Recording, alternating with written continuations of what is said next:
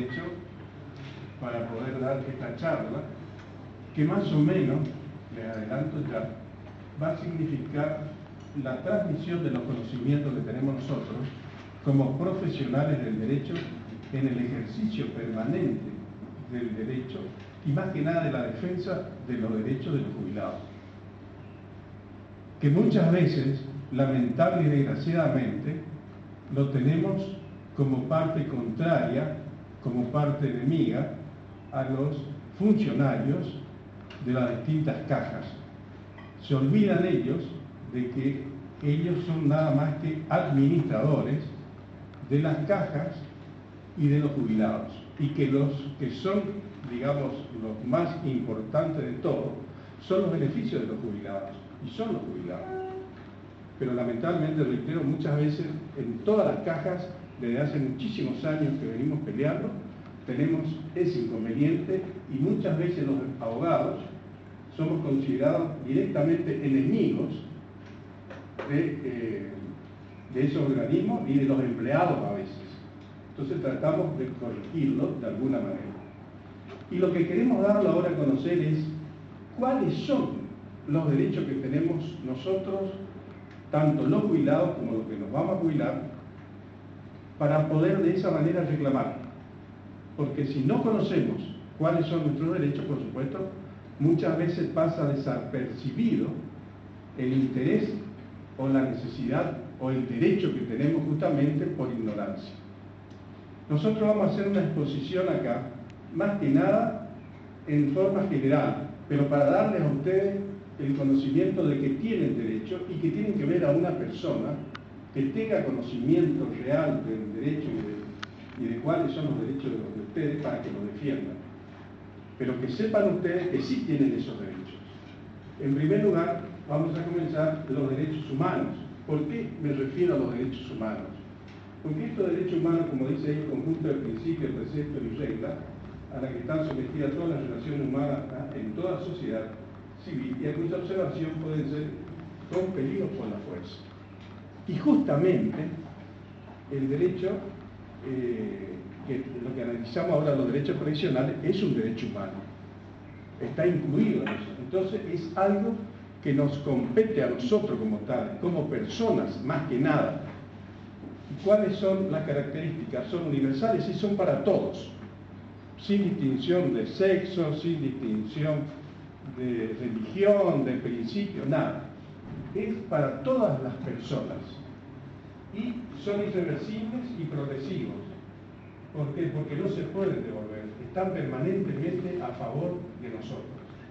Son indivisibles, independientes, complementarios, no negociables, inviolables, obligatorios, imprescindibles, irrenunciables, inalienables y absolutos. Le voy leyendo así medio ligeramente, más que nada para que vayan viendo cuáles son los derechos que tenemos nosotros, que parten de la base de los derechos humanos. Y después tenemos acá, ¿qué es lo que tenemos nosotros, toda persona? Lo primero, el derecho a la vida, fundamental, y a partir de ahí todo lo demás. Y ese derecho previsional, después tenemos, no le voy a leer, sino que le dejo para que se vean ustedes, es importante, es a tener un juicio justo. Y acá tenemos otro problema que nos planteamos, lo que hacemos, las demandas para que se cumplan con los reclamos que hacemos nosotros en vía administrativa y que no son reconocidos en esa vía. Y tenemos que ir a la vía judicial. Entonces ahí sí, muchas veces entramos en sede judicial y modifican el criterio que tienen los funcionarios al dictaminar sobre el beneficio que se pide para el jubilado. Bueno, y tenemos también a la protección de la libertad de la conciencia, la salud, a vivir en paz, y son todos principios que hacen a la persona, a los derechos humanos. Esto tenemos que tener en cuenta permanentemente y tenemos que recordarlos, porque son principios que no nos respetan a veces y que tenemos todo el derecho a la salud, por ejemplo, el derecho a la obra social, el derecho a que nos atiendan bien y que nos den toda la atención correspondiente, principalmente cuando se llega ya a la edad del jubilado. Eso es fundamental. Y lo tenemos posteriormente con respecto a qué es lo que dice a la parte de jubilación. Es decir, cuando se jubila una persona, nos vamos a encontrar que recibe una jubilación que a veces es la mitad de lo que realmente estaba ganando. Es decir, pierde la continuidad de su ingreso y cuando más necesita el beneficio económico, el sostén por su salud, por su estado, por su edad, etcétera, etcétera, se degrada. De tal manera que no se cumple con lo que dice la Constitución Nacional, que tiene que ser un salario mínimo vital y móvil, lo mismo para el jubilado. Entonces, también nos dicen, y a veces nos acusaban, de la famosa industria del juicio. Industria del juicio, ¿por qué? Si el juzgado modifica el criterio del dictamen de toda la parte administrativa, nos obligan a hacer juicio para defensa de los jubilados. Si no, los jubilados serían cualquier cosa. Inclusive tendría que ser automático todo lo que se refiere al aumento y reajustes. No lo es. Es como dice la vieja canción, de que nos llora lo mama, hablando mal y pronto. Es decir, tenemos que reclamarle y golpearle lo más fuerte posible para que pueda tener ese reconocimiento que se merece ya a cierta edad después de haber trabajado y aportado durante muchísimos años. Después también está la Constitución, acá viene esto. El artículo 75, en su inciso 22 de la Constitución Nacional, reconoce como supraconstitucionales distintos tratados internacionales. Y yo me pregunto, si la Constitución misma le reconoce, si los dictámenes a veces de la Suprema Corte de Justicia de la Nación lo reconocen, ¿por qué no se aplica? ¿Y por qué digo esto? Porque nosotros tenemos, que se refiere muchas veces a los tratados internacionales como si fuera algo grande. Sí, es grande, pero es grande si se aplica, si efectivamente se hace efectivo lo que corresponde. Pero se lo tiene abandonado, porque nos vamos, salen las sentencias y vemos que los organismos a veces no lo cumplen. Y los jueces tampoco a veces no se ponen en órbita para poder hacer cumplir lo que realmente corresponde. Después tenemos, estos son todos lo que está reconocido por la Constitución como tratados internacionales por sobre la Constitución Nacional, que son la Declaración Americana de Derechos del Hombre, etcétera, etcétera, todo eso, que tampoco les voy a leer, pero quiero que lo lean ustedes detenidamente, porque todo esto, discriminación de la mujer, que también está muy en boga, entonces todo esto tienen que tener conciencia, tienen que tener conocimiento para poder reclamar. Si ustedes no tienen, no saben esto, y no van a poder reclamar, porque no van a saber. ¿Y por qué les digo, les reitero esto justamente, de tener conocimiento? Porque el único interesado son los que están afectados. Si los afectados no reclaman, nadie les reconoce absolutamente nada.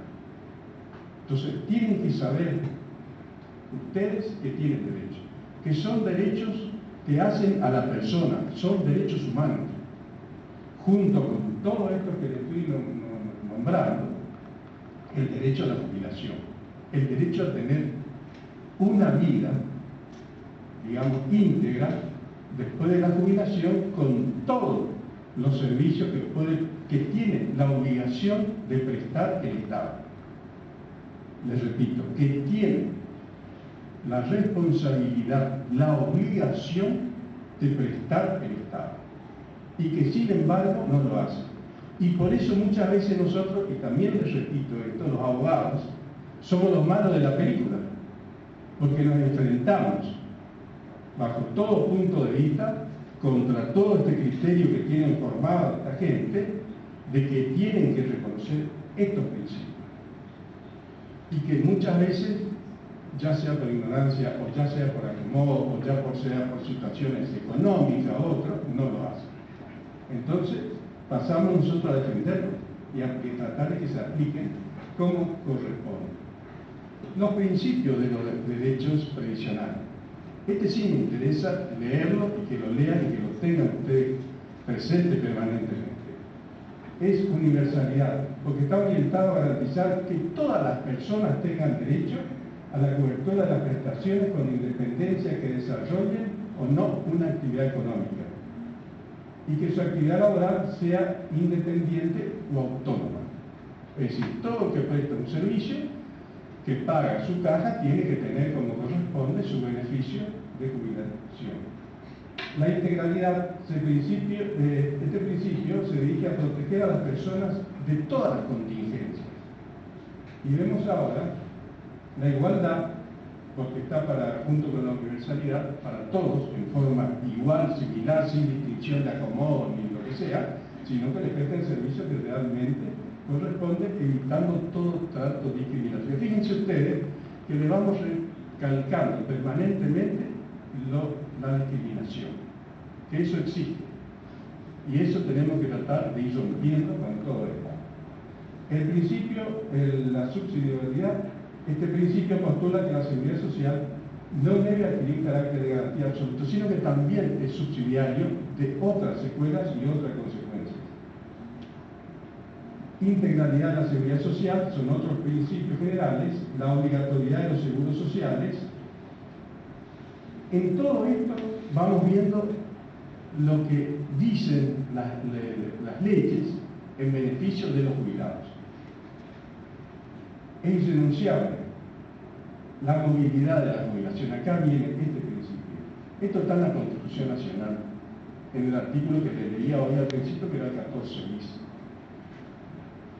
Sin embargo, a través del tiempo, tanto el orden nacional como provincial quedó totalmente desactualizado, y eso nos obliga a nosotros permanentemente a presionar judicialmente contra las cajas para que cumplan con lo que establecen la jurisprudencia, con la jurisprudencia que muchas veces los jueces, llámese Corte Suprema o Superior Tribunal de Justicia, Cámara de Apelaciones en la provincia corriente, van marcando ya un límite mayor a lo que establece en la parte administrativa. Hablando de parte administrativa me refiero exclusivamente a los referentes de las cajas de jubilación. Bueno, eso quería recalcarle, y ese es mi tema fundamentalmente, que vayan entendiendo de que tienen derechos, que aunque piensen que pueden tener, lo tienen, y tienen que hacer valer ese derecho. Y ese derecho significa que tienen que ejercitarlo con una persona que también que sepa y que les ayude y que tenga conocimiento de esto. Y los distintos centros de jubilados, las distintas asociaciones de abogados, los colegios de abogados están permanentemente en actividad por este motivo y están consiguiendo que se vayan mejorando las circunstancias y la vida de los jubilados. Que le vuelvo a repetir, se jubilan, a partir del momento que se jubilan perciben la mitad casi de lo que cobraban estando en actividad, cuando más necesitan tener mucho más que eso para poder sobrevivir y estar en condiciones para su supervivencia, porque más atención necesitan por su delicada vida a partir de la jubilación. Fíjense ustedes otra cosa, cuando se van a jubilar, a la persona no le dicen nada, le intiman para que se jubile nomás. En otros países, cuando se va a jubilar una persona 3 o 4 años antes, ya las empresas privadas y del Estado le hacen un seguimiento psicológico y le preparan a esas personas para que obtengan su jubilación y para qué es lo que van a hacer después de jubilar. Porque muchas veces, lamentable y desgraciadamente, el jubilado se dedica full time a su actividad laboral. Terminó su actividad laboral y murió. No tiene más nada que hacer. No sabe qué hacer. Porque ha vivido 45, 30, 45, 50 años con lo mismo. Entonces, eso se hace un apoyo de seguimiento psicológico. Se lo prepara. Cuando se jubila, siguen aprovechando y disfrutando de su nueva vida. que es la jubilación.